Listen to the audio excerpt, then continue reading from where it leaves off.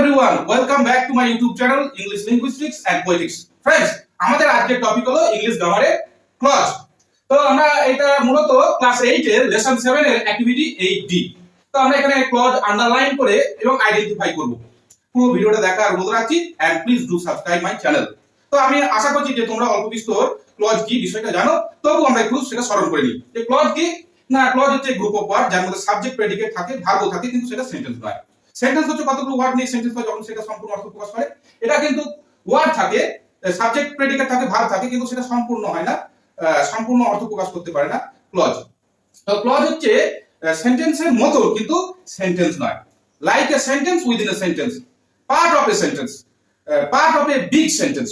একটা বাক্যের অংশ, বাক্যাংশ বলা হয়। এবার বাক্যের যে অংশটা, যে পার্টটা অর্থাৎ নিজেই মানে stand on its own, stand by itself, stand alone, সেটাকে আমরা বলি মেইন ক্লজ। আর যেটা মেইন ক্লজের উপর নির্ভরশীল তাকে বলা হয় সাব ক্লজ। এই সাব ক্লজটাকে আমাদেরকে আন্ডারলাইন করে আইডেন্টিফাই করতে হয়। যারা বিগিনার্স বা যারা ইংরেজি গ্রামার নতুন শিখছে তাদের ক্ষেত্রে এটাই কাজ থাকে। তো সেরকমই কাজ হচ্ছে ক্লাস এই অ্যাক্টিভিটি 8D ক্লাস 8 এর লেসন 7 এ। তো আমরা এরকম এটা সলভ করতে করতে ক্লজটা আরো বিস্তারিত জানবো। তো শুরু করে দিই। He was a man whom everyone admired. আমরা জানি যে he was a man, এই অংশটা এটা হচ্ছে can stand on its own, stand by itself, can stand alone। তাই এই অংশটা হচ্ছে মেইন ক্লজ। এটা যদি আমরা আলাদা করে রাখি বা এটা যদি আমরা লিখি, এটা কিন্তু একটা মানে থাকছে, অর্থ থাকছে। এটা হচ্ছে মেইন ক্লজ। এইখান থেকে whom everyone admired, এটা হচ্ছে সাব ক্লজ। এবার আমাদের কাজ হচ্ছে শুধু আন্ডারলাইন করলে হবে না, এই সাব ক্লজটা কি ধরনের ক্লজ। সাব ক্লজ হচ্ছে তিন প্রকার: noun clause, adjective clause, adverb clause. Noun clause নাউনের মতন কাজ করবে, অ্যাডভার্ব ক্লজ অ্যাডভার্ব মতন কাজ করে, অ্যাডজেক্টিভ ক্লজ অ্যাডজেক্টিভের মতন কাজ করবে। এই যে whom everyone admired, whom যাকে, যেটাকে এখানে ম্যান, ম্যান হচ্ছে নাউন। এই নাউনটার সম্বন্ধে অ্যাডিশনাল ইনফরমেশন দিচ্ছে বা এই ম্যানটাকে ডেসক্রাইব করছে। আমরা জানি যে ওয়ার্ড নাউনকে ডেসক্রাইব করে তাকে অ্যাডজেক্টিভ বলে। তাহলে এখানে ক্লজ সেটা, তাই সেটা নাউন অ্যাডজেক্টিভ ক্লজ। তাহলে he was a man whom everyone admired, whom everyone হচ্ছে অ্যাডজেক্টিভ ক্লজ।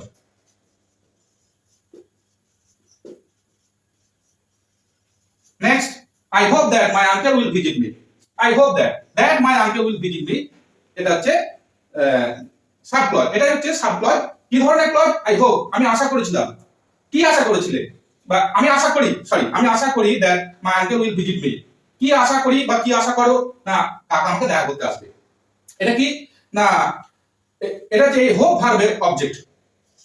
হোপ ভার্বের অবজেক্ট হচ্ছে that my uncle will visit me। সাবজেক্টের ভার্বের সাবজেক্ট হচ্ছে নাউন হয় তাকে, আর ভার্বের অবজেক্ট হচ্ছে নাউন হয়। তাহলে এতে হোপ ভার্বের অবজেক্ট হচ্ছে that my uncle will visit me, তাহলে অবজেক্ট নাউন হলে noun clause. Next, he could not walk further as he was tired. এটা কি ধরনের ক্লজ? না, হাঁটতে পারেনি।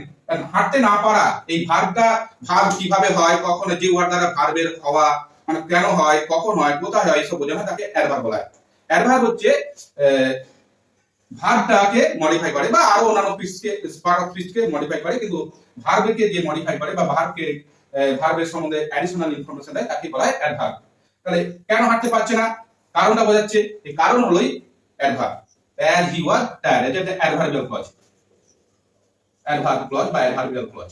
Next, they live in a place where it is always cold, where it is always cold, where, আবার সেই place, এই তার আগে আমাদের কি প্লেস, এই প্লেসটা যে নাউন, নাউনের সম্বন্ধে বলছে, নাউনের সম্বন্ধে যে ওয়ার্ড বা নাউনকে যে ওয়ার্ড ডেসক্রাইব করে তাকে অ্যাডজেক্টিভ বলে। তাহলে এটা যেহেতু এটা ক্লজ, তাহলে অ্যাডজেক্টিভ ক্লজ। না, জায়গাটা কি রকম? না, ঠান্ডা, সব সময় ঠান্ডা। জায়গাটার বর্ণনা দিচ্ছে, অ্যাডিশনাল ইনফরমেশন দিচ্ছে নাউনটার সম্বন্ধে। Next, my friends took me to a garden which was very beautiful. Similar জিনিস, which was very beautiful, এই গার্ডেনটার সম্বন্ধে আবার বর্ণনা দিচ্ছে, একে বলে। তাহলে একই জিনিস হলো, তাহলে অ্যাডজেক্টিভ ক্লজ। নেক্সট হচ্ছে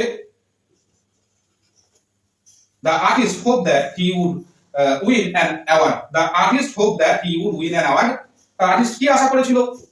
that he would win an award। ঠিক এটার মতন অবজেক্ট, যে আশা করা, কি আশা করেছিল। আমরা কি অবজেক্ট ব্যবহার করি, যে ভার্বকে কি বা কাকে দিয়ে প্রশ্ন করে যেটা পাওয়া যায় সেটা অবজেক্ট। তাহলে অবজেক্ট পেয়ে গেলাম that he would win an award। Object আমি বলেছিলাম যে নাউন হয়, ভার্বের অবজেক্ট নাউন হয়, তাহলে noun clause. So this much for our today's topic. And please do subscribe my channel. Thank you.